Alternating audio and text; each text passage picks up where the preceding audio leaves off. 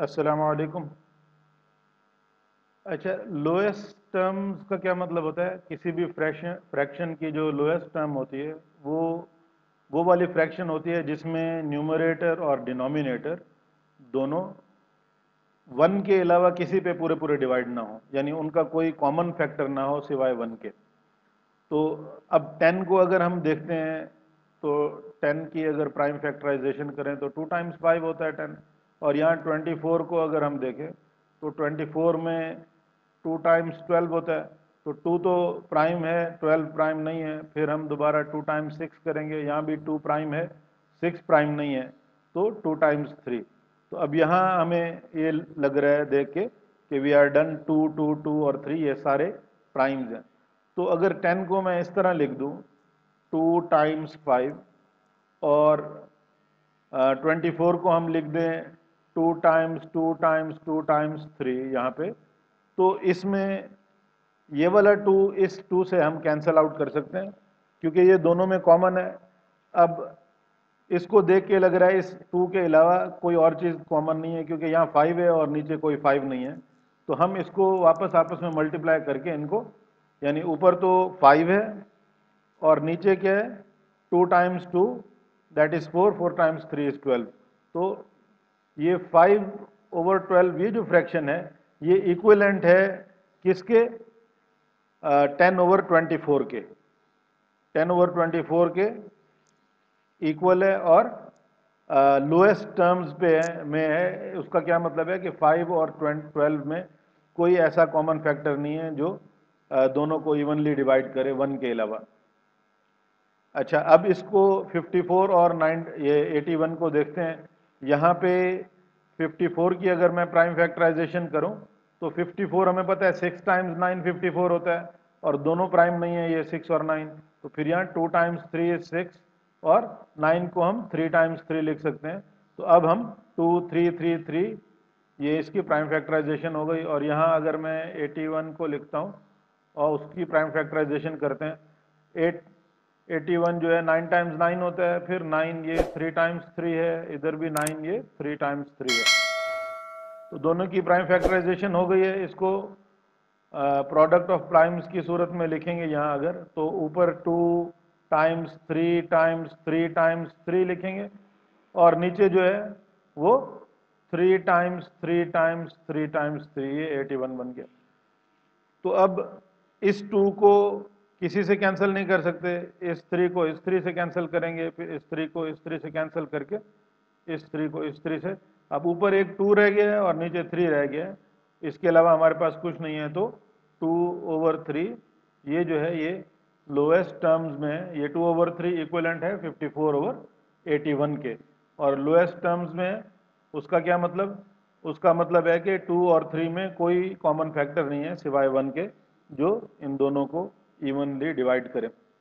अच्छा, अगर फ्रैक्शंस आपस में मल्टीप्लाई हो रही हूँ तो उसमें सिर्फ, यानी ये न्यूमरेटर और डिनोमिनेटर एक ही फ्रैक्शन का, इसके अलावा जो अक्रॉस द फ्रैक्शन है, यानी बिटवीन द, सॉरी अक्रॉस कह रहा हूँ, बिटवीन द फ्रैक्शंस जो है, यानी इस 14 और इस 27 में अगर कोई कॉमन हो, या इस 14 और इस 22 में कोई कॉमन हो, तो उसको भी हम कैंसल आउट कर सकते हैं।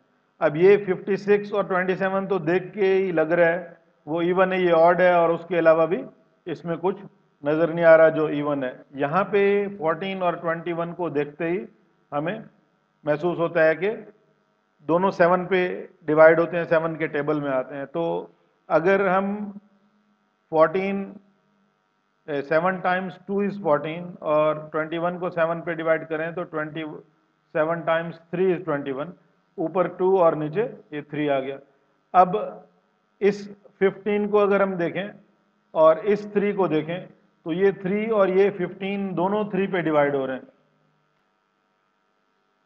3 टाइम्स 1 इज 3 और 3 टाइम्स 5 इज 15। और इस 2 को और इस 22 को देखें तो दोनों 2 पे डिवाइड होते हैं। 2 टाइम्स 1 इज 2 और 2 टाइम्स 11 इज 22। तो अब इसमें इस फ्रैक्शन में 14 और 21 जो थी, इसमें दोनों ऊपर न्यूमरेटर भी 1 हो गया है, डिनोमिनेटर भी 1 हो गया है, और 1/1 1 होता है।